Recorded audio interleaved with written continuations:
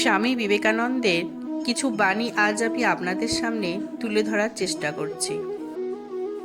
স্বামীজি বলেছেন, হৃদয় এবং মস্তিষ্কের মধ্যে যখন দ্বন্দ্ব জাগে তখন তুমি হৃদয়কেই গ্রহণ করো, কারণ বুদ্ধিমান মানুষের চেয়ে হৃদয়বান মানুষ অনেক শ্রেয়।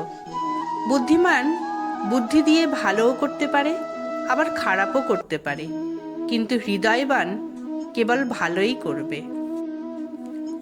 নিজের ওপর বিশ্বাস রাখো, তোমার দ্বারাই সব সম্ভব। জগতে এমন কিছু নেই যা তুমি পারবে না। এই সংকল্প নিয়ে এগিয়ে যাও, তুমি সাফল্য পাবেই। তিনি বলেছেন, আত্মসম্মান রক্ষা করা মানেই ঈশ্বর প্রদত্ত শক্তিকে সম্মান করা। নিজেকে শ্রদ্ধা করতে শেখো, তাহলেই বিশ্ব তোমাকে শ্রদ্ধা করবে। মানুষ নিজেই নিজের ভাগ্যের নির্মাতা। স্বামীজি বলেছেন, পরকে সেবা করাই সর্বশ্রেষ্ঠ পূজা। মানুষকে ভালোবাসো, মানুষকে সেবা করো, এটাই তোমার ধর্ম। দান করতে হলে শ্রদ্ধার সঙ্গে দাও, অহংকার নিয়ে নয়।